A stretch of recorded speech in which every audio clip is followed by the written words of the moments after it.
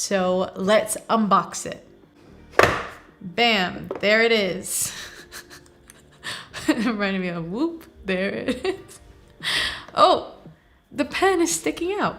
Go back in there, I'm not ready yet.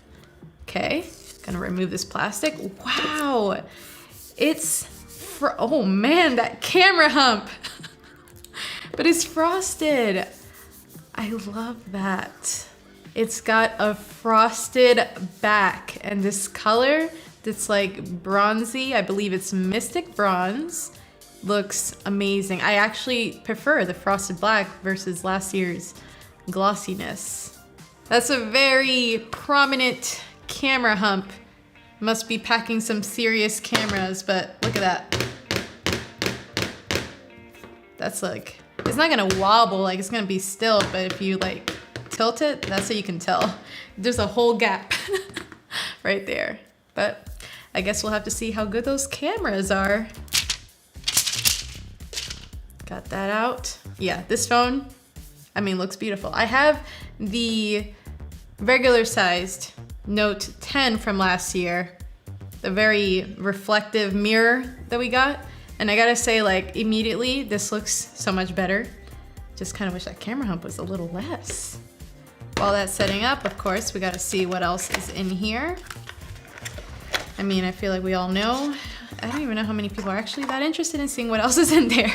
But charging brick, the cable, and there's usually headphones in here, but I'm not sure if this is the final retail packaging, so I guess we will see for that. The phone is on, and this display looks incredible. I don't know, for me, it just feels like it looks more edge to edge than before. It might be because of the overall design of the top and the bottom.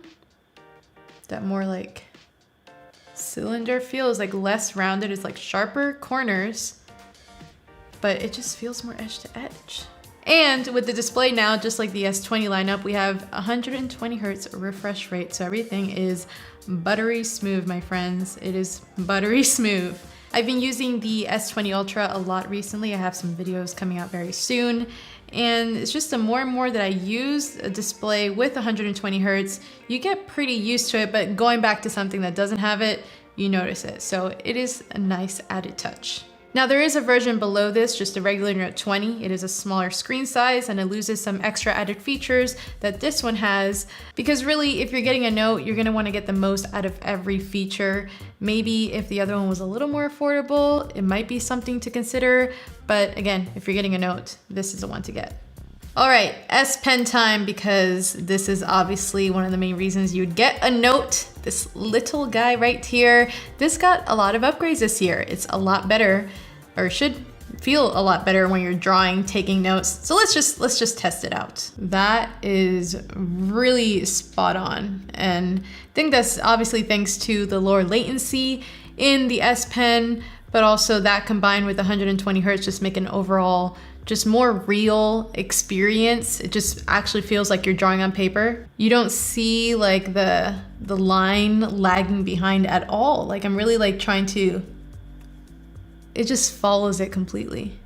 Something else that's new with the S Pen is new air actions called Anywhere Actions, and basically you can use them in any app that's compatible. Another cool update when it comes to taking notes is the Microsoft integration that we get with the notes this year. So you can start a note on your phone and pick up where you left off on your PC. All right, let's put that S Pen away and go into the camera app, because you guys already know I'm always the most excited to test it out. And as far as upgrades or anything new here, it shouldn't feel all that different or look all that different from the S20 Ultra. There are some slight upgrades. We should have better autofocus now, but let's just take a couple pictures and see how it looks. All right, selfie, here we go. We're gonna do our classic 5 to capture the selfie. I always love, this is not new or anything, but the little indicator around the camera telling you to look at the camera, because I can't even tell you how many selfies I've taken with like my mom and sister and they don't look at the camera hole. So that's really helpful for some people. Before I get into some rear camera samples, I quickly want to take a selfie video, 4K selfie video, and see how that's looking. Here it is, we're testing it out. it seems more stabilized. It looks good.